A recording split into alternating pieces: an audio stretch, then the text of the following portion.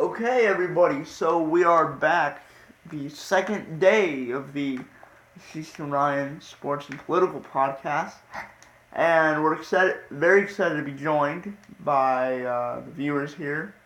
The potential viewers, I should say, because I haven't really put this out to anybody. But, let me start with this. Right, the NFL is contingent now on offense. Because the NFL, the league, made a decision a long time ago.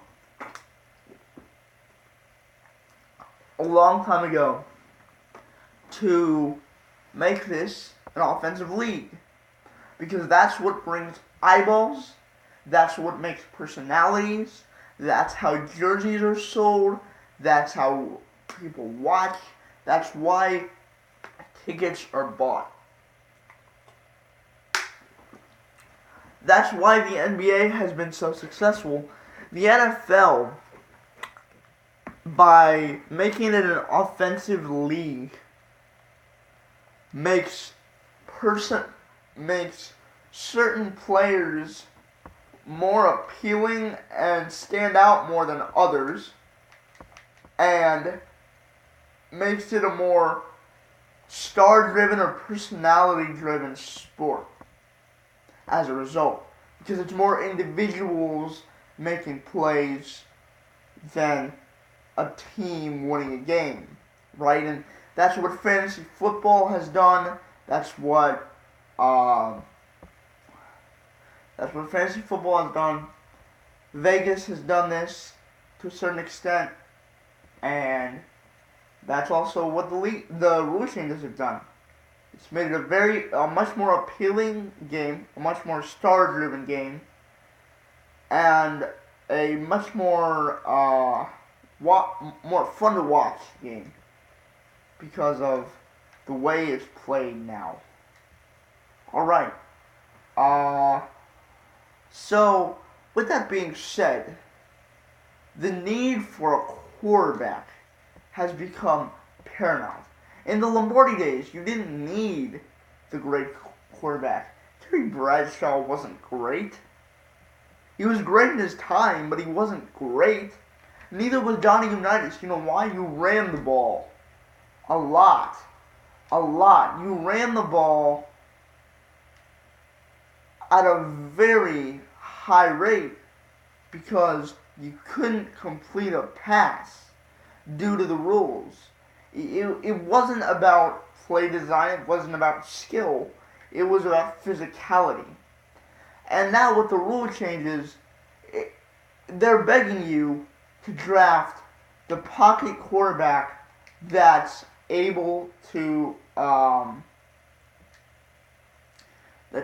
make those throws, make those reads, come to the line of scrimmage, make plays, That's what their job is. That's what the quarterback's responsibility is, rather than what the conventional old quarterback was. And that's how the game has evolved. And therefore, every single year, there's always a guy, there's always 3-4 guys that are the quarterback of the future, right? That are the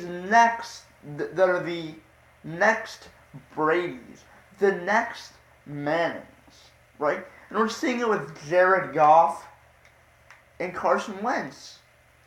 And I've seen tape of these guys, right? Everybody talks about them. They're so versatile. They're so different, too. And it's very interesting to watch. It's incredibly interesting to watch. The progression of these guys. That's why the combine is so interesting now. Because you know names now. You see guys, measurables matter now. Your 40-yard dash, the way the combine actually translates to something now, which makes it so interesting to watch and so interesting to look at. And I told you, the Arizona situation, Carson Palmer retiring brings me to this. So there are 4 guys actually, who I've watched meaningful tape on. I'm not some quarterback expert, but I've watched meaningful tape on these guys, and I can see what their flaws are.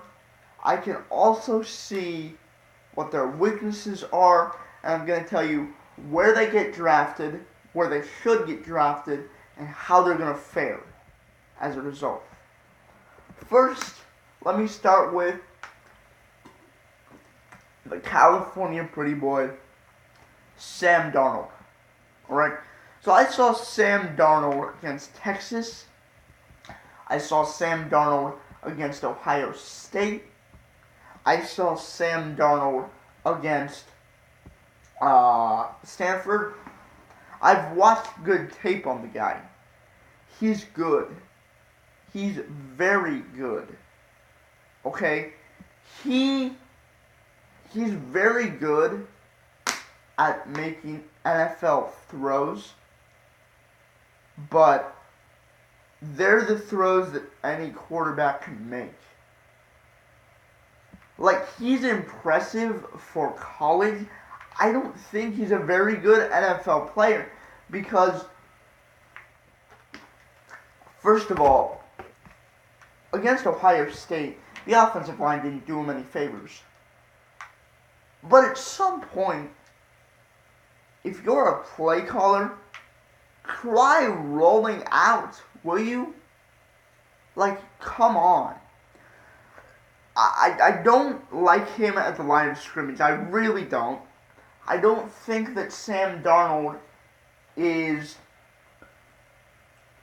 well equipped. And maybe this is how college works. Maybe he'll have to adapt in the pros. But when they're bringing all-out blitzes every single time, and you know your offensive line isn't able to do anything, and you're throwing for 300 yards all across the field, at some point you got to make a call. Like, hey, tight ends, don't go. Our receivers are getting open, max protect, so we can actually get positive yardage. He never did that. Maybe USC's offensive line was, not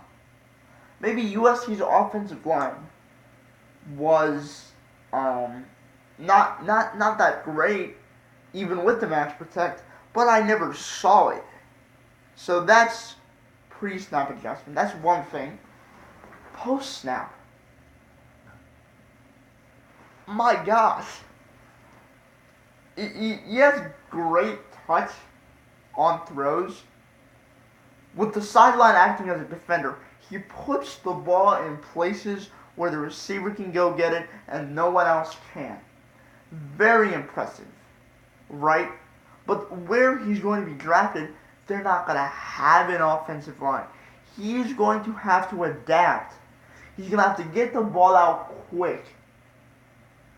Okay? He's going to have to get the ball out quick. He's going to have to make adjustments at the line with his receivers, with his offensive linemen. So, first of all, negative plays. And second of all, so he doesn't get hit. For that's what I see with Darnold. And I also see with Darnold, when there's a deviation from the norm, he isn't good. Like, we all know Ohio State plays press man coverage, but when they don't, he threw a pick six. It was still man coverage. He just wasn't able to react properly. And then the couple times he called zone, it didn't go very well.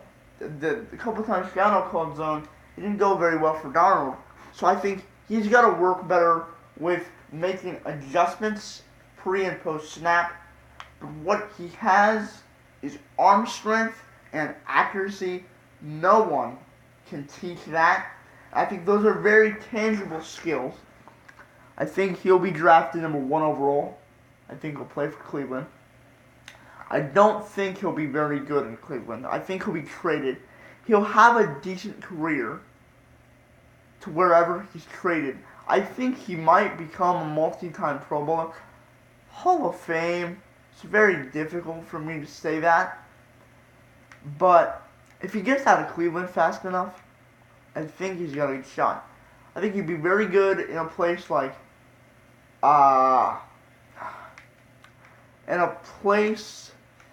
New York, but New York doesn't have an offensive line, so he'll face the same issues. But I think he has very good talent. I think he has to do more adjusting pre and post snap. But I think that'll come. I think he'll be a very good player. That's my personal opinion. I think he gets drafted number 1. And I think he has the potential to be a very, very good NFL player. I liked what I saw. There's still a lot of stuff he's got to improve on, but very impressed so far. Okay, so Josh Rosen, right? I'm seeing much of him. I can see him going to either New York or North Carolina. I can see that happening because I think that, to be honest with you, right, he's the Browns are not going to draft him.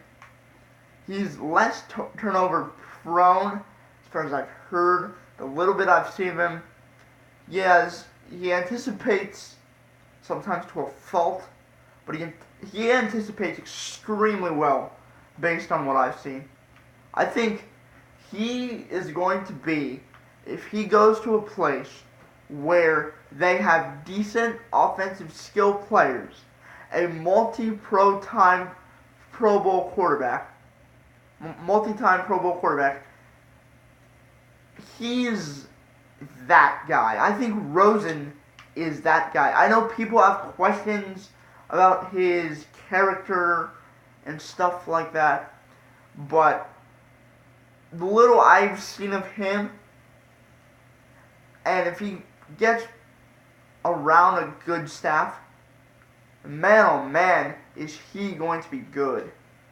Somewhere like the Cardinals or the Giants, preferably the Cardinals because they actually have a running game.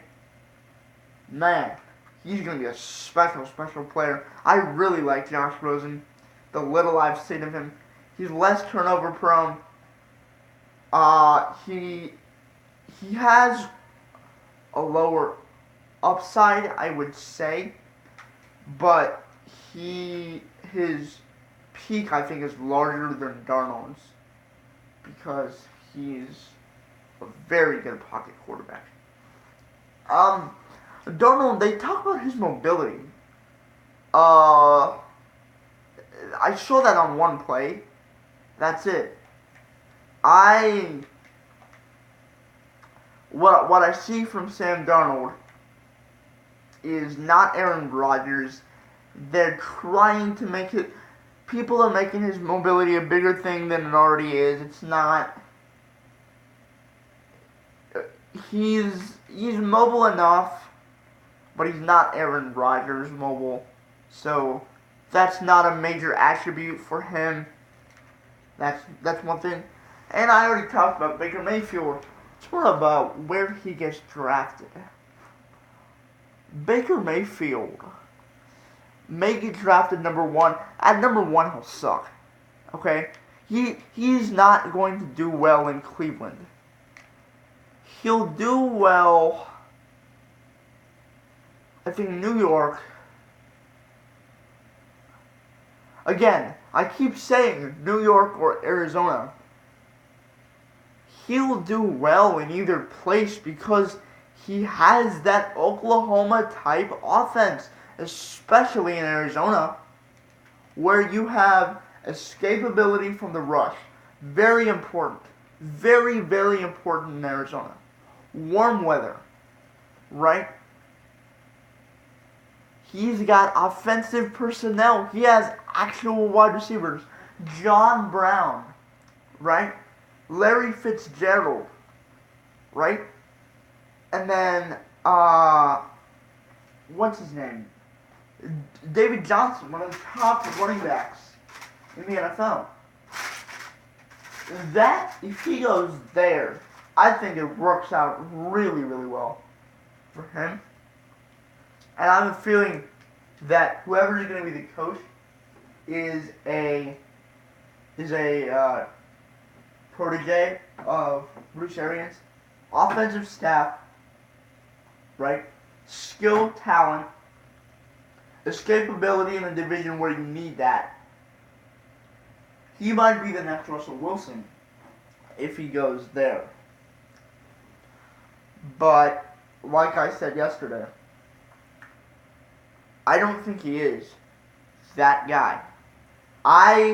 He has the potential to be, if he changes his game to make tight window throws, right, to actually throw the ball down the field. His arm strength is way overrated. He doesn't make many big throws. Trust me. I know. He doesn't push the ball down the field. He can throw that intermediate throw. He doesn't throw that. He doesn't throw that deep ball very often.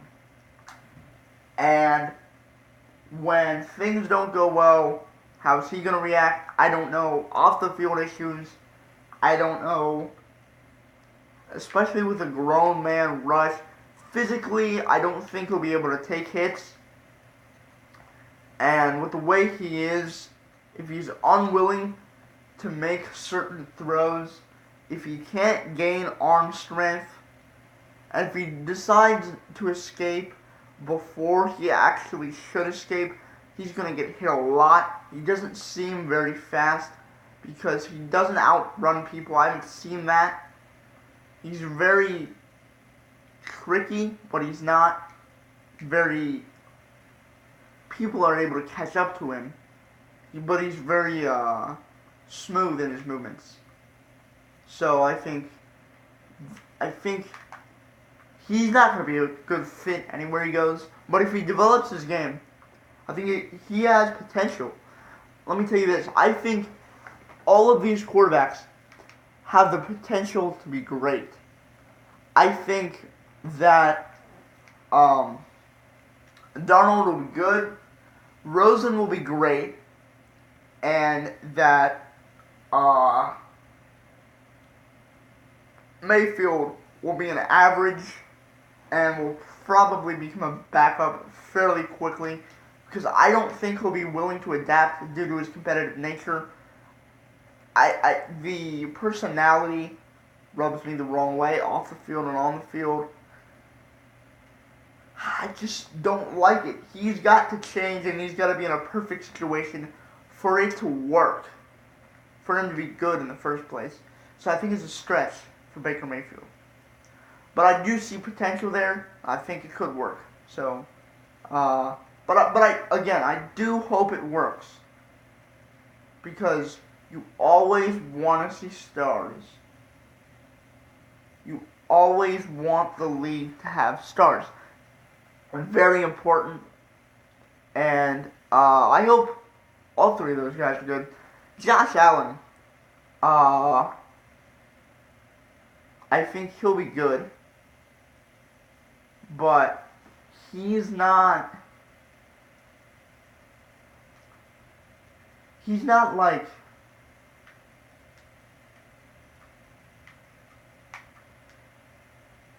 he's an FCS player who makes a lot of mistakes, doesn't have a great completion percentage.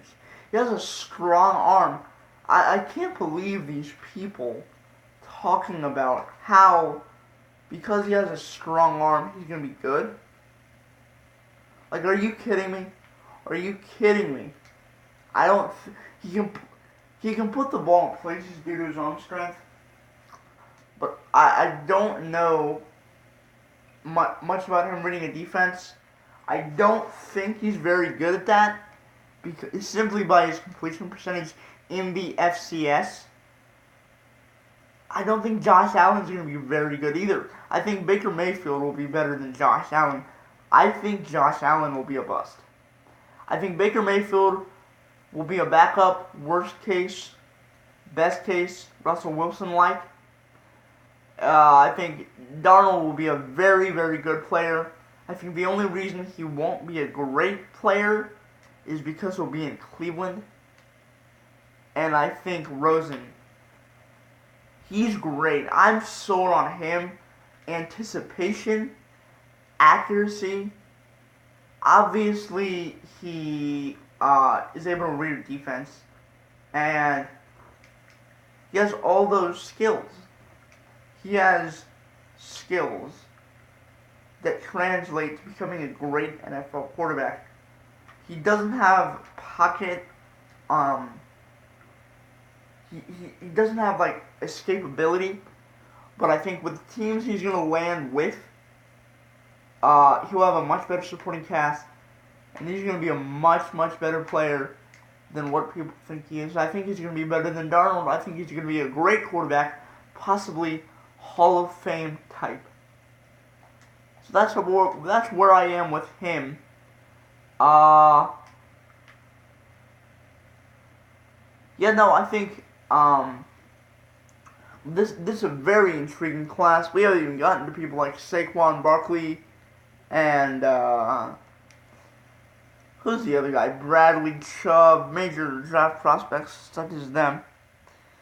But it's going to be a very, very, very interesting draft class. And there's some good players. I think there are some guys who will get drafted high that will be misses. Lots of personalities, lots of talk. This is very intriguing. And I'm excited for it. This may be one of the first drafts that I watch up close and personal, including the combine, everything preceding it, everything after it.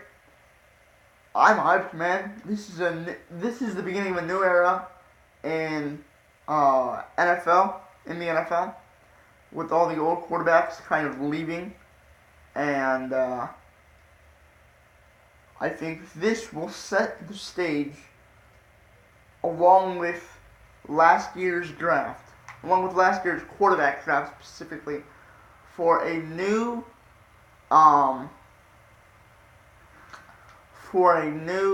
kind of wave of NFL talent, and specifically from the quarterback position, NFL quarterbacks. It's going to be a very interesting draft, very fun draft. We will cover it extensively, but again, I've got to go back to politics because that's the